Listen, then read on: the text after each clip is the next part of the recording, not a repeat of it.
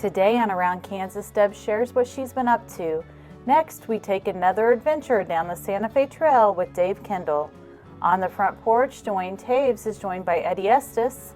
Ron Wilson shares a great poem, and we get you in the Halloween mood as we end with the story of Kate Bender from our friend Michelle Martin. Closed captioning brought to you by Ag Promo Source. Together we grow. Learn more at agpromosource.com. Welcome to the Western Kansas Wildlife Travel Center, right here in my hometown of Oakley, Kansas. We're the front door of Western Kansas, located on 3 main highways, I-70, US 83, and US 40. And all those roads lead to history, beautiful scenery, and adventure, no matter which direction you go. We now have an IHOP. That brand that you've trusted up and down the road in all your travels is staffed with local folks, real people, just like you and me, and we're waiting on you to join us. So for fun, adventure, fuel up, fuel your body, and let's have some fun.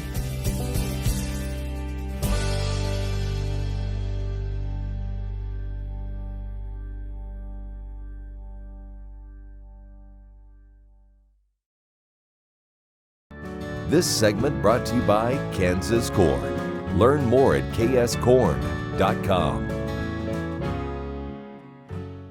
Welcome to Around Kansas. I'm Deb Goodrich. It's great to have you with me this morning and every morning. And feeling a lot like October lately, isn't it? Man, we've had some real shifts in the weather and, of course, the winds that are bringing winter not far behind. So I actually love fall. I love the cooler weather, but it has been a little bit on the wicked side for sure. And speaking of wicked, Michelle's got a great feature for you at the end of the show today. You will not want to miss this fantastic feature on Katie Bender. Beautiful Katie, as Dave Surface called her in his ballad. So make sure you stay with us to the end of the show to see that segment. Great segment from Michelle last week on Boston Corbett. That was a lot of fun. And then, of course, the one that Frankie and I had done years ago on the Ghost of the State House was a lot of fun, too. So let us know what you're doing for Spooktacular October. If you're doing cemetery tours or ghost tours, I know that Historic Topeka Cemetery is doing some ghost tours, so I encourage you to take advantage of those. Spectacular historic site, and of course one that's near and dear to my heart. But let us know how you're doing the trick-or-treating. You know, somebody was talking the other day about trick-or-treating and how they plan to go to just the people they know. Well, that's what we did growing up. You know, we didn't go all over town and neighborhoods we didn't know. We trick-or-treated with our friends and went to the aunts and uncles and all the old people. I remember Miss Marion didn't even know it was Halloween, and we went to her house and got some old bananas and some chestnuts that she had. But it was fun to go and share the costumes and all that stuff with some of those older folks. It was good times. So maybe that's what you're doing this year, is going back to the older way of doing things and just sticking to the neighborhood. You know, we didn't have to have sacks to carry our candy. We didn't need all that candy.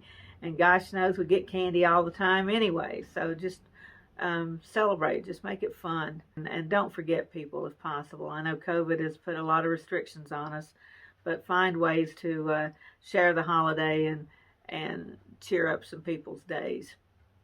So I've been working on Christmas trees. Speaking of the Nightmare Before Christmas, I've been decorating trees for Wakini's 70th anniversary of Christmas on the High Plains. So the Trego County Historical Society Museum has a wonderful exhibit. They've been adding trees each month for, I think, since July maybe, until they get all 70 in place. And so 2 of those are ones that I've been working on, and that would be 4 historic frontier forts and 1 from around Kansas. And when I told Heather I was going to do a tree from around Kansas, and I said I want to include everybody that works on the show, you know, and does Around Kansas have an ornament? No, but Doc Talk does. all about Dr. Dan. Nothing changes here, does it? So you be sure to watch Dr. Dan on Mondays and on RFD TV too, and tell him that Deb sent you, and that no, she is not jealous, not one little bit is she jealous of Dr. Dan. I want an ornament, doggone it. Hey, got a great show for you today, so stay with us.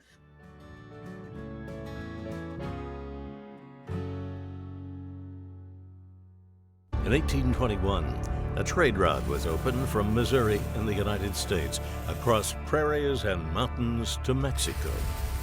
In 2021, we will mark 200 years of epic conflicts and grand adventures, larger-than-life personalities, and sweeping landscapes.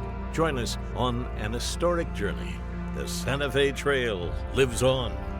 Find us on social media or santafetrail.org. Okay, looks like it's time for our tour. Welcome to the Fort Wallace Museum. Here at the museum, you're going to find some really interesting stuff, like our replica stagecoach from the Butterfield Overland Dispatch. We've got facades from the fort buildings. We've got an 1870s flag. There's a plesiosaur that was discovered locally. We've got the Ray pump organ collection.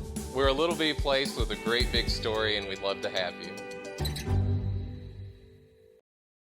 ValleyVet.com is your one-stop shop for your every animal need, from prescription meds, vaccines, equipment, and more for the ranch to the show ring. Shop ValleyVet.com for fast shipping and great prices. Valley Vet Supply.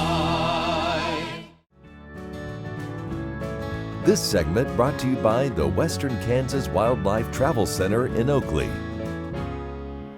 So a couple of weeks ago, there was a board meeting for the Santa Fe Trail Association. And of course, at the top of everyone's minds is COVID-19 and the cancellations that's caused, and what's that going to do to the 2021 commemoration of 200 years on the Santa Fe Trail. Well, we decided to extend it.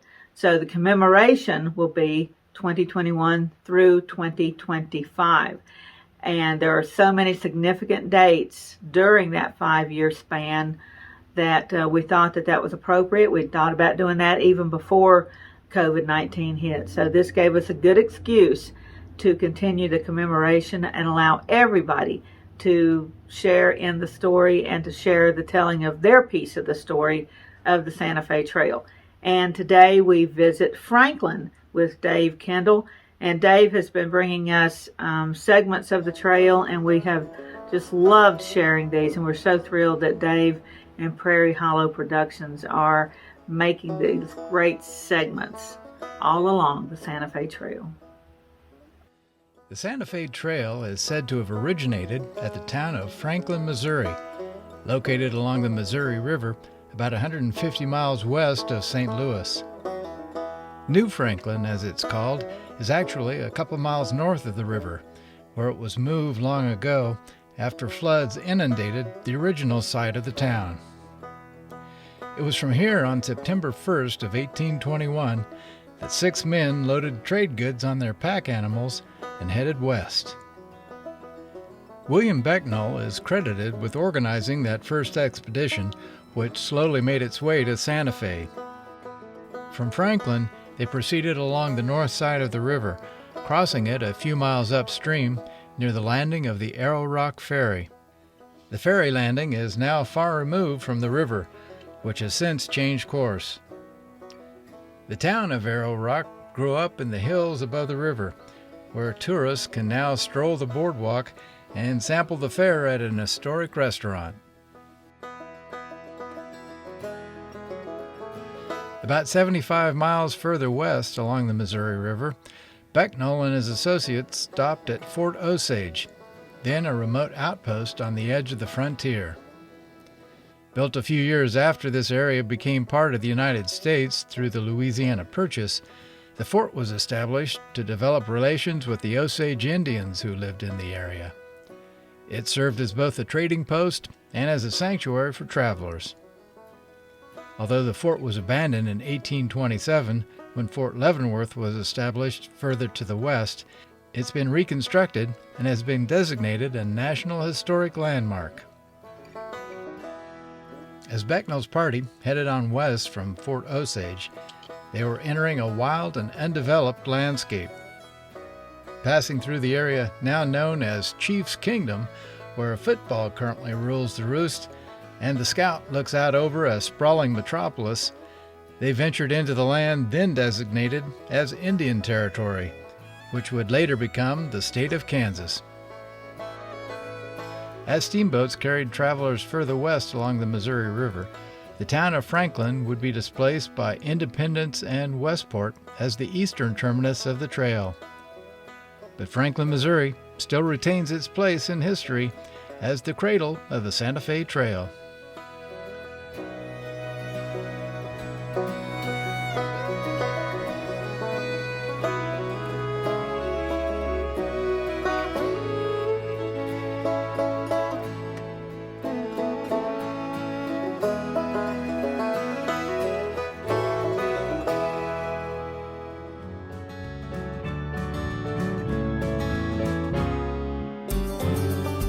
Welcome to the Western Kansas Wildlife Travel Center, right here in my hometown of Oakley, Kansas. We're the front door of Western Kansas, located on 3 main highways, I-70, US 83, and US 40. And all those roads lead to history, beautiful scenery, and adventure, no matter which direction you go.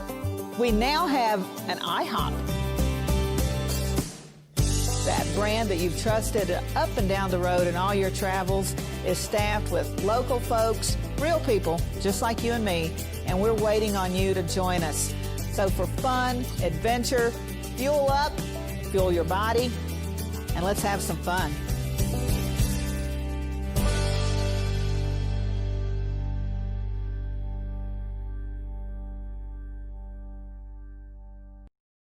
ValleyVet.com is your one-stop shop for your every animal need, from prescription meds, vaccines, equipment, and more for the ranch to the show ring. Shop ValleyVet.com for fast shipping and great prices. Valley Vet Supply.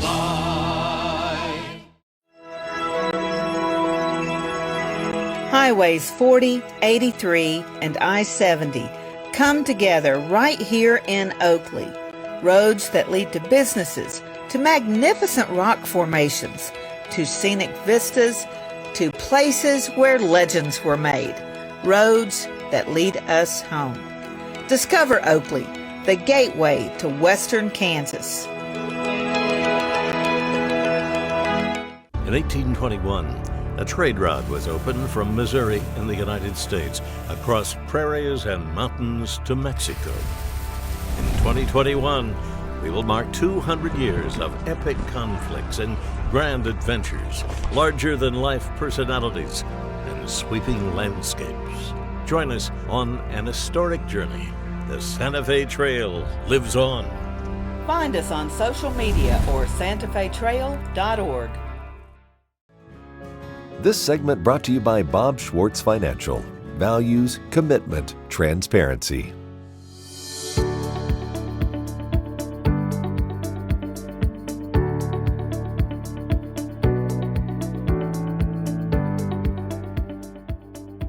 Hi, this is Duane Toews, and my guest today is Eddie Estes. Many of you will recognize him as the ramrod of the 3 Eyes Show, but I have a chance to talk about his music interests and where it started at a fairly young age. You know, the thing that I got involved in right off the bat probably was the music part of it, Duane. I played trombone, and long story short about that was that my band director was named Howard Harms, and he was absolutely the most motivating, unbelievable person that I'd ever been around. And one day he said to me, he said, "Hey, you got the music book?" By the way, the group was called Howard Harms and the Moonlight Serenaders, and I was in the 9th grade, Duane. Yeah. And he said, "You take that book home and you get to working on it because you're going to be in the band." And oh my gosh, it took my breath away, frankly.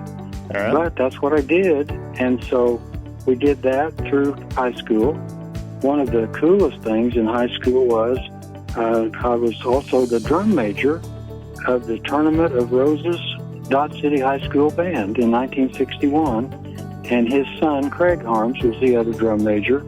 And we actually were in the Tournament of Roses parade. So that's, if there's a really major highlight as far as that's concerned, you know, that was a pretty big deal in those days. And Duane, you didn't know it, but a lot of times those bands were being tested and tried out in other locations, and that's when the Tournament of Roses committee would select the bands to go. And Dodge City not only went to that, but they also took, at the time, the largest bass drum in the whole dadgum world. And that was a part of, and it was built right here in Dodge City by Evans Drum Products. So what was fun about that, Duane, is it wouldn't fit on the train car, so they had to readapt one of the cars to make sure they could even get it on that car. But it was really something. I want your firsthand experience. Were the floats as cool in person with the flowers and the organic materials that they make them with back then as what we see on TV today? You can't even get an idea how cool they are unless you see them. And I don't mean on TV. Yeah. I'm talking about walking up, and one of the nights we were so blessed out there because we had some people that really cared about our band, and they took us to some of the places where those were being finalized. Right. And to listen to the data based upon those, what all they did, how many flowers they had to have, what were the criteria for that? It was just, there's no way to believe it till you see it in person, right on, well, I call it Pasadena Boulevard. But anyway, Colorado Boulevard's really the street that the main area is when you're in the parade. But right. Until you see them, Duane, it's hard to describe it. It's breathtaking, frankly. I'm Bob Swartz, and I've devoted the last 43 years to helping Kansans reach their retirement goals and to protect the family farm. At Bob Swartz Financial, we believe everyone should be able to live the retirement they've always dreamed of. Our team of professionals can help you create an efficient strategy using a variety of investment vehicles to help you address your financial needs and your concerns. Bob Swartz Financial values commitment and transparency. Ag Promo Source is a unique group of marketing specialists with one mission: help your ag business grow. Each affiliate has their own area of expertise, and they work together to bring you advice, products, and services. To get started, visit agpromosource.com. Ag Promo Source. Together we grow. At Farm Credit, we partner with America's farmers who work hard each and every day to grow the food that we all enjoy. It's not an easy task, but it's an important one. Farm Credit is proud to work with farmers and ranchers, lending support in rural America.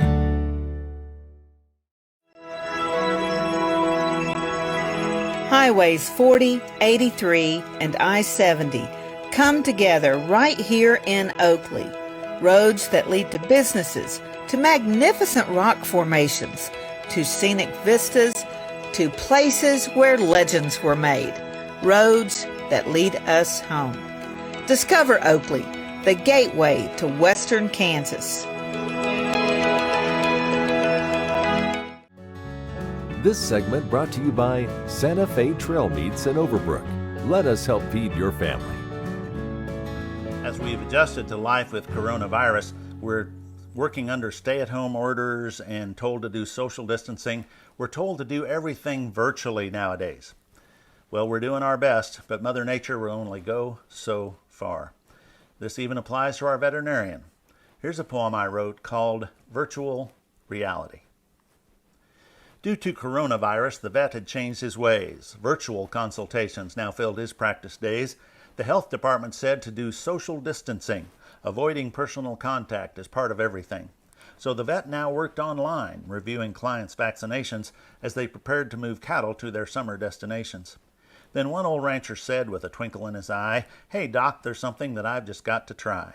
The county says I've got to do everything virtually, using online or conference calls or Zoom technology. So when I do my daily chores and the cows want to be fed, I think I'm just going to give them virtual feed instead." Well, the vet smiled. You could sure try that somehow, but in the end, all you'll have will be a virtual cow. Happy trails.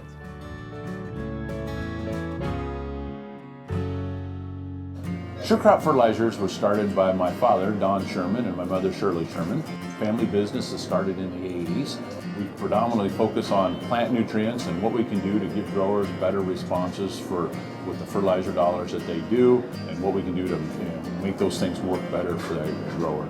We're based out of Seneca, Kansas. We work with growers in their soil analysis to figure out what they need, and then we can put those in a blend that gives them the best results, and so that we can deliver that direct to their farm so that they have those nutrients where they need them, when they need them, and so that they can apply them in a manner that's very efficient to them and works well on their planting systems and what they're doing. Sure Crop Fertilizers has been around for a long time. We always say we're big enough to take care of everything you need, but we're small enough to do it quickly. You can get a hold of us at 1-800-635-4743. Our website is surecropfertilizers.com, and you can always email me at Corey@surecropfertilizers.com, and with any questions you have, and we're glad to answer it and work with you. Okay, looks like it's time for our tour. Welcome to the Fort Wallace Museum. Here at the museum, you're going to find some really interesting stuff, like our replica stagecoach from the Butterfield Overland Dispatch. We've got facades from the fort buildings. We've got an 1870s flag. There's a plesiosaur that was discovered locally. We've got the Ray pump organ collection. We're a little bitty place with a great big story, and we'd love to have you. I'm Bob Swartz, and I've devoted the last 43 years to helping Kansans reach their retirement goals and to protect the family farm.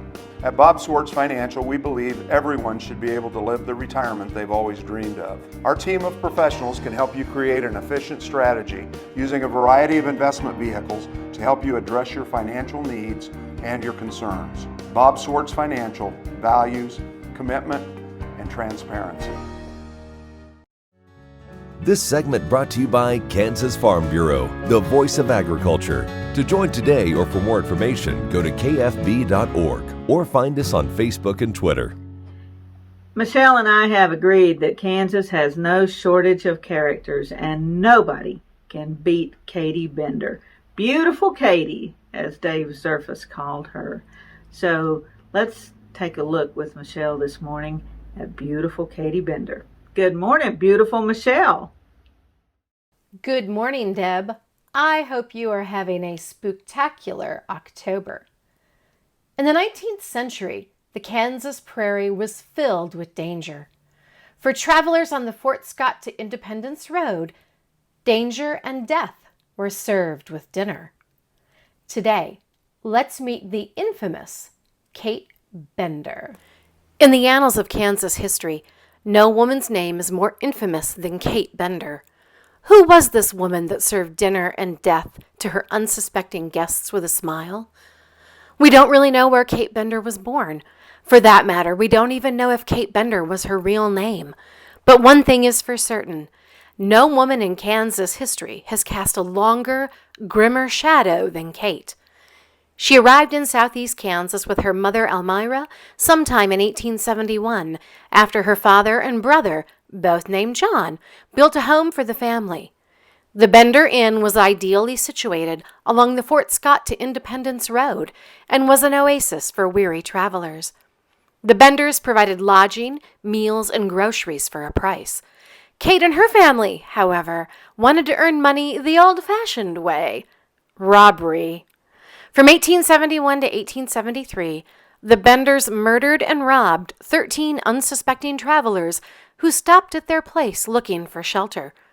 Some locals believed that Kate was the mastermind behind the nefarious deeds that took place at the Benders Inn, and that she used a knife to slice the throats of her victims. Described as hauntingly beautiful, with hair that was auburn or as dark as a raven's wing, Kate attracted attention in the nearby community of Cherryvale. She was said to possess supernatural powers that would fade when she reached her 18th or 21st birthday. To earn money, Kate printed posters announcing her services as a spiritualist medium and hung them all over town. Curious folks made their way to the Bender place, and for a small fee, Kate would read their tea leaves, tarot cards, and other signs and portents to tell their future. Kate claimed she could communicate with the dead and find lost items with her powers. Once news of the family's dark deeds and disappearance spread through Labette County in 1873, residents began telling tales of Kate's changeable nature and her family's odd ways.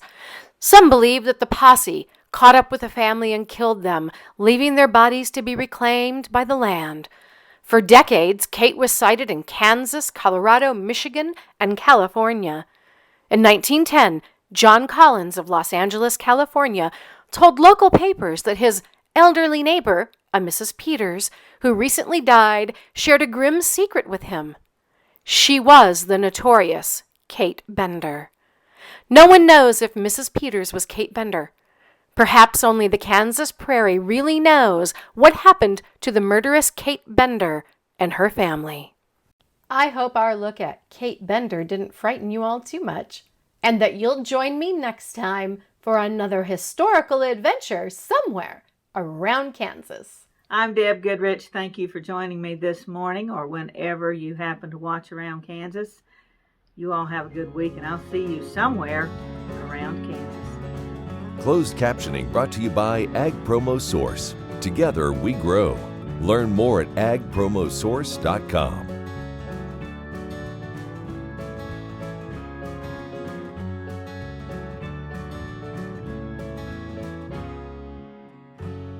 In 1821, a trade route was opened from Missouri in the United States across prairies and mountains to Mexico. In 2021, we will mark 200 years of epic conflicts and grand adventures, larger-than-life personalities, and sweeping landscapes. Join us on an historic journey. The Santa Fe Trail lives on. Find us on social media or santafetrail.org. Highways 40, 83, and I-70 come together right here in Oakley. Roads that lead to businesses, to magnificent rock formations, to scenic vistas, to places where legends were made. Roads that lead us home. Discover Oakley, the gateway to western Kansas.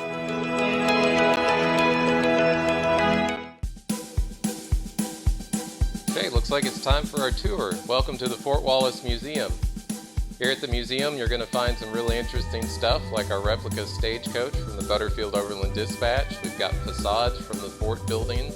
We've got an 1870s flag. There's a plesiosaur that was discovered locally.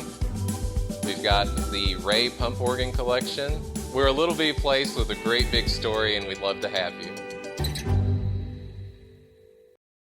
ValleyVet.com is your one-stop shop for your every animal need, from prescription meds, vaccines, equipment, and more for the ranch to the show ring. Shop ValleyVet.com for fast shipping and great prices. Valley Vet Supply.